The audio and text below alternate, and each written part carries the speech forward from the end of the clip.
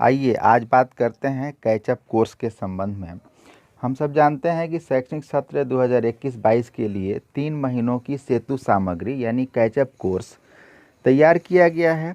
ये बिहार शिक्षा परियोजना परिषद और यूनिसेफ के सहयोग से राज्य शिक्षा शोध एवं प्रशिक्षण परिषद पटना ने स्टडी मटेरियल या ट्रेनिंग मॉड्यूल तैयार किया है और इसका उद्देश्य है कोविड-19 महामारी के वजह से जो लर्निंग लॉस हुआ उसको पाटना, यानी ब्रिजिंग लर्निंग गैप। जो लर्निंग गैप हो गया यानी जो बच्चों को सीखना चाहिए उम्र और क्लास के हिसाब से वो नहीं सीख पाए, तो उसको सिखाने के लिए शॉर्ट टर्म कोर्स तैयार किया गया है। इसमें कन्वेंशनल सब्जेक्ट जैसे history, geography, polity, economy, physics, chemistry, bio, math के साथ साथ रीजनल लैंग्वेजेस और इन्वायरमेंटल स्टडीज़ और डिजास्टर मैनेजमेंट के साथ साथ योगा और आर्ट पे भी फोकस किया गया है। ये कोर्स 5 अप्रैल से शुरू होगा और अगले 60 वर्किंग डेज यानी 60 कार्य दिवसों में, not more than 30 months, 3 months यानी 3 महीने से ज़्यादा नहीं, 3 महीने के अंतराल में 60 वर्किंग डेज में इस कोर्स को पूरा किया जाना है। ये कोर्स क्लास 2 से लेकर 10वीं क्लास तक के लिए है और बिहार के करीब 80,000 स्कूलों में, जो सरकारी स्कूल हैं, इस कोर्स का संचालन किया जाना है। और इसका उद्देश्य ही है एज के हिसाब से बच्चों की अंडरस्टैंडिंग लेवल को प्राप्त करना। इसके लिए बिहार शिक्षा परियोजना परिषद हर स्कूल में स्टडी मटेरियल भी प्रोवाइड कर रहा है, जिससे न्यूली इनरोल्ड स्टूडेंट्स हैं या एग्जिस्टिंग स्टूडेंट्स हैं उन लोगों के लर्निंग गैप को कम किया जा सके। इस कोर्स के बारे में विस्तृत मॉड्यूल सब्जेक्ट वाइज तैयार किया गया है और हर सब्जेक्ट का, हर क्लास का जो मॉड्यूल तैयार किया गया है उसके पीछे कुछ तार्किक आधार भी हैं।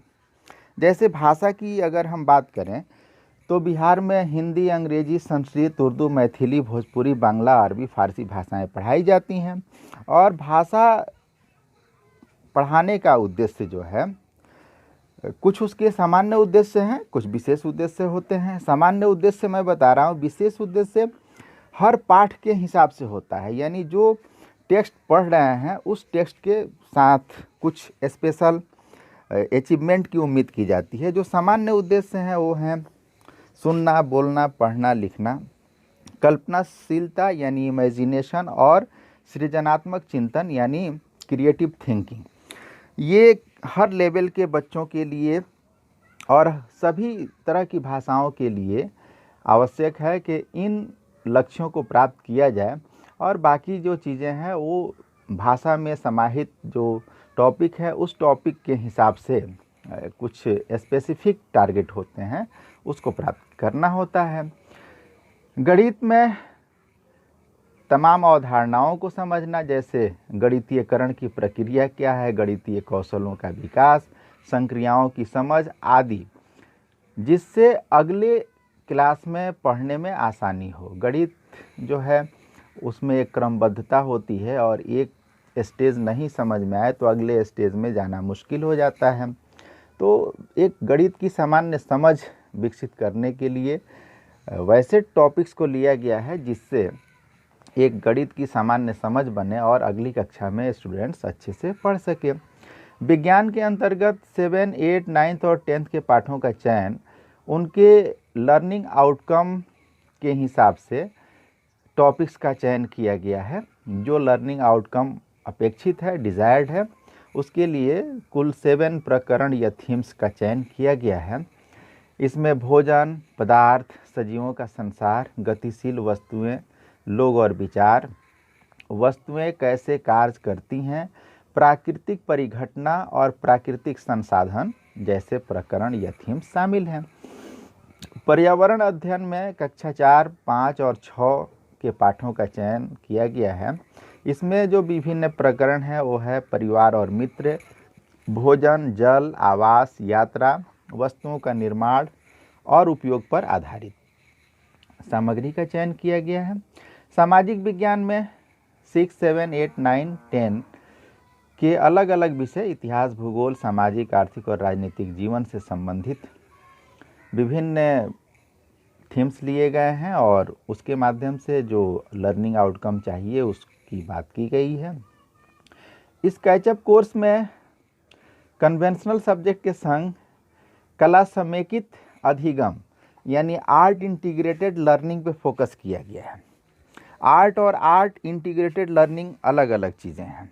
आर्ट तो एक विषय है जिसमें कलाकार बनने के इच्छुक लोग विशेषज्ञता प्राप्त करते हैं, जबकि आर्ट इंटीग्रेटेड लर्निंग यानी कला समेकित शिक्षा वैसी शिक्षा है या कला समेकित अधिगम वैसा अधिगम है जिसमें अधिगम को यानी लर्निंग को अचीव करने के लिए कला का उपयोग किया जाता है। यानी कला यहाँ कोई विषय नहीं है बल्कि एक साधन है, एक इंस्ट्रूमेंट है लर्निंग को और आकर्षक और प्रभावोत्पादक यानी इफ़ेक्टिव बनाने के लिए। जाहिर सी बात है कला में ये क्षमता होती है कि वह प्रभाव उत्पन्न कर देती है। इसको एक उदाहरण से समझे तो ज़्यादा अच्छा लगेगा। जब हम लोग किसी वीडियो को देखते हैं जिसमें काफ़ी कुछ कला का प्रयोग किया गया होता है तो काफ़ी प्रभाव उसका उत्पन्न होता है और लगता है कि हमारे अंदर वह विचार जीवंत हो गया, जबकि उसी को मौखिक रूप से या लिखित रूप से प्रेषित करने पे वो प्रभाव उत्पन्न नहीं होता है। और प्रकृति की हर रचना में कला छुपी हुई होती है, बच्चों में भी कलात्मकता होती है। यदि उनके मनोभावों को हम विकसित होने दें तो निश्चित रूप से उनका एक अच्छा व्यक्तित्व निर्मित होगा। हम उनके अंदर के छुपे कलाकार को रोक देते हैं तो इससे उनका व्यक्तित्व भी कुंठित होता है। तो कला समेकित अधिगम में कला को एक उपकरण मान करके शिक्षा दी जानी है। योग और खेलकूद की महत्ता बताने की ज़रूरत नहीं है। हर कोई जानता है कि स्वस्थ रहने के लिए खेलकूद और योग आवश्यक है। संगीत यानी मस्तिष्क का आहार है। मस्तिष्क को स्वस्थ रखने के लिए संगीत की महत्ता सिद्ध है। और चित्रकला, इन सब पे भी फोकस किया गया है। लर्निंग आउटकम जो होता है ये एक एजुकेशनल गोल होता है, शैक्षिक लक्ष्य होता है। जो लोग भी प्रशिक्षण प्राप्त करके शिक्षक बने हैं उन्हें पता है कि प्रशिक्षण के समय जो लर्निंग प्लान या लेसन प्लान बनाते थे तो सबसे पहले लिखते थे कि हम इस टेक्स्ट को पढ़ाने के बाद बच्चों में कौन कौन सा बदलाव देखना चाहते हैं। लर्निंग क्या होता है? लर्निंग भी मॉडिफिकेशन ऑफ बिहेवियर होता है, यानी सीखने के बाद लर्नर में एक बदलाव होना चाहिए। तो जो बदलाव अपेक्षित होता है वही लक्ष्य हो गया, शैक्षिक लक्ष्य हो गया। इसका सीधा संबंध गुणवत्तापूर्ण शिक्षा से है और मूल्यांकन प्रक्रिया से है, क्योंकि हम इसी के आधार पे किसी भी स्टूडेंट का इवैल्यूएशन करते हैं कि वो किस लेवल को प्राप्त किया और उसमें सुधार की क्या ज़रूरत है। यह एज और क्लास के रिलेटिव होता है, यानी हर एज के लिए अलग लर्निंग आउटकम निर्धारित होता है और हर क्लास के लिए भी अलग लर्निंग आउटकम होता है। जो ये मॉड्यूल तैयार किया गया है इसमें लर्निंग आउटकम के साथ लर्निंग इंडिकेटर्स भी दिए गए हैं। लर्निंग इंडिकेटर्स का मतलब है कि हम जान सकें कि बच्चे ने इसमें से क्या क्या चीज़ें सीख ली और क्या क्या नहीं सीख पाया, और उसको अगर लर्निंग इंडिकेटर पे हम देखते हैं तो निश्चित रूप से जो कमियां हैं उसको सुधारने की कोशिश की जा सकती है और सुधार संभव है। इसमें कुछ सजेस्टिव प्रोसेस भी हैं, यानी सुझावात्मक गतिविधियां हैं जो हर प्रत्येक लेसन के साथ दी गई हैं कि किस लेसन में हम कौन कौन सा प्रोसेस इम्प्लीमेंट करेंगे जिससे बच्चे में लर्निंग आउटकम बेहतर हो सकेगा। और इसमें दिनों की संख्या भी दी गई है कि कितने कार्य दिवस में किस लेसन को पूरा किया जाना चाहिए। अगर लैंग्वेज में हिंदी की बात करें तो क्लास 2 से क्लास 5वीं तक के लिए जो लर्निंग आउटकम है वो है मौखिक भाषा का विकास, प्रिंट चेतना का विकास, चित्र पठन का अवलोकन एवं अभिव्यक्ति अक्षरों की आकृति एवं ध्वनि पहचान, घटना एवं परिवेश को बता पाने की क्षमता। जबकि क्लास 6 से 10 के लिए हिंदी में ही जो लर्निंग आउटकम है वो होना चाहिए इमेजिनेशन यानी कल्पना क्षमता, और क्रिएटिविटी यानी रचनात्मकता, ओरिजिनलिटी मौलिकता, विचारों की क्रमिक अभिव्यक्ति और मनोभावों की पहचान एवं अभिव्यक्ति। इसी तरह इंग्लिश के लिए भी टारगेट दिया गया है। जो क्लास 2 से 5 के लिए लर्निंग आउटकम होना चाहिए इंग्लिश लैंग्वेज पढ़ने वाले बच्चों में, वो होना चाहिए introduces self and others in English oblique Hindi, यानी हिंदी या इंग्लिश में अपने आप को बता पाने की क्षमता होनी चाहिए। Understands action words, basic instructions and uses formulaic expression, pronounces the words, reads text, recites poems in correct tone and expression, talks about pictures, writes alphabet, simple words and sentences।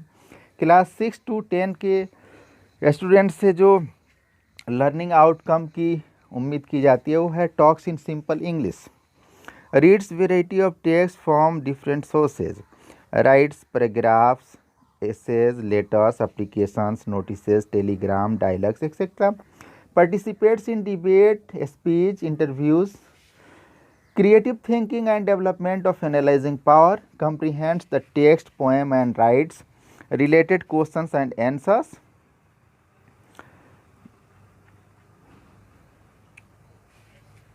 Mathematics में जो learning outcome के लिए target है वो primary level यानी class 2 से 5 के लिए है। संख्या पूर्ण अवधारणा, संख्याओं की समझ, संख्याओं पर गणितीय संक्रियाएं, स्थानीय मान, मापन, आकृतियों की समझ, समय इत्यादि। और उच्च प्राथमिक स्तर यानी क्लास 6 to 8 के लिए जो लर्निंग आउटकम होना चाहिए उसमें है संख्याओं का वर्गीकरण, कोण, त्रिभुज, चतुर्भुज, परिमाप, क्षेत्रफल, आंकड़ों का प्रबंधन, राशियों की तुलना, बीजीय व्यंजक, भिन्न, दशमलव भिन्न, प्रतिशतता आदि। और क्लास 9th 10th यानी माध्यमिक स्तर सेकेंडरी लेवल के लिए जो लर्निंग आउटकम होना चाहिए उसमें संख्या पद्धति, गुणनखंड, समीकरण, ज्यामितीय प्रमेय, प्रायिकता, रचनाएं आदि शामिल हैं। इसके अलावा विज्ञान में जो स्टडी मटेरियल है वो टेक्स्ट से लिया गया है और इसमें कुल 7 प्रकरण लिए गए हैं क्लास 6, 7, 8 से, जिसमें भोजन, पदार्थ, सजीवों का संसार, गतिशील वस्तुएं, लोग व विचार, वस्तुएं कैसे कार्य करती हैं, प्राकृतिक परिघटना, प्राकृतिक संसाधन और इनके माध्यम से अधिगम प्रतिफल यानी लर्निंग आउटकम को प्राप्त करने की कोशिश की गई है। अब एक उदाहरण से हम लोग समझते हैं जो क्लास 9th में अभी बच्चे पढ़ रहे हैं यानी 2021-22 सेशन में 9th में जिन बच्चों का इनरोलमेंट हुआ है कैचअप कोर्स उनके लिए भी है। तो कैचअप कोर्स में पीछे के क्लास का ही कैचअप किया जाना है ताकि वो वर्तमान क्लास में पढ़ने के लायक हो सके।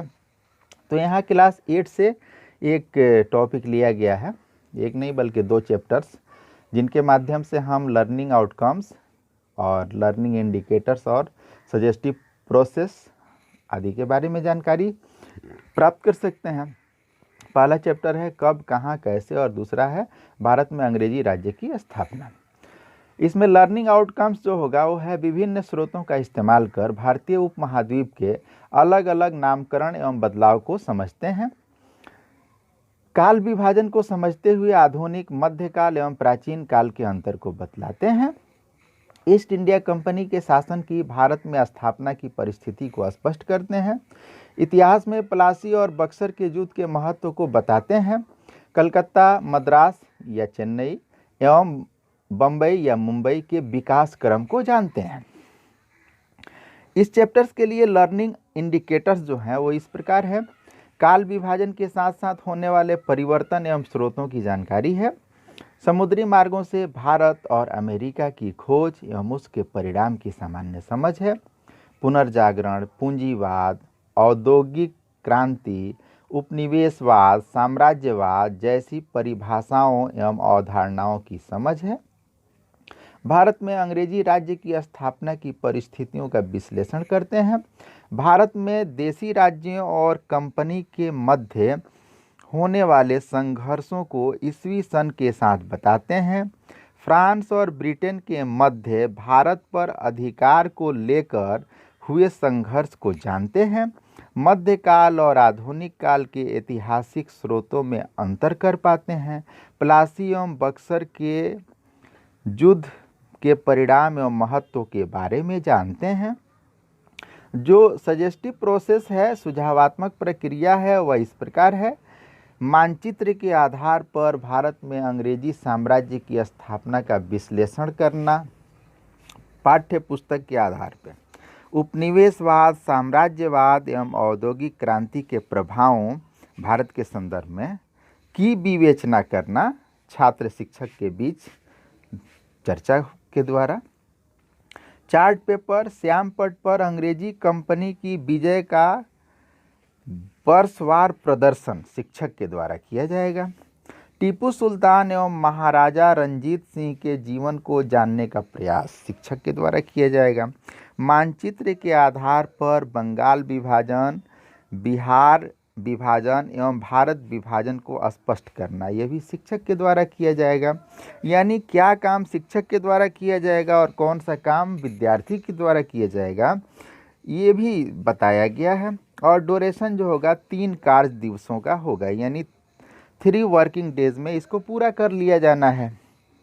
इस प्रकार जो ये कैचअप कोर्स शुरू किया गया है, बहुत ही सराहनीय प्रयास है। और बिहार तो अपने इनोवेटिव आइडियाज़ के लिए ही जाना जाता है। बिहार बोर्ड के अध्यक्ष को लगातार विगत 2-3 वर्षों से इनोवेटिव आइडियाज़ के लिए और अच्छे कार्य के लिए पुरस्कार मिल रहा है। तो ये सिर्फ उनका पुरस्कार नहीं, बल्कि शिक्षा जगत से जुड़े बिहार के हर व्यक्ति का पुरस्कार है। और जो लोग भी बिहार के शिक्षा व्यवस्था से जुड़े हैं, उनको कैचअप कोर्स के बारे में जानना चाहिए और कोशिश करनी चाहिए कि इसका बेहतर उपयोग हो सके। आशा है जानकारी अच्छी लगेगी। बहुत बहुत धन्यवाद।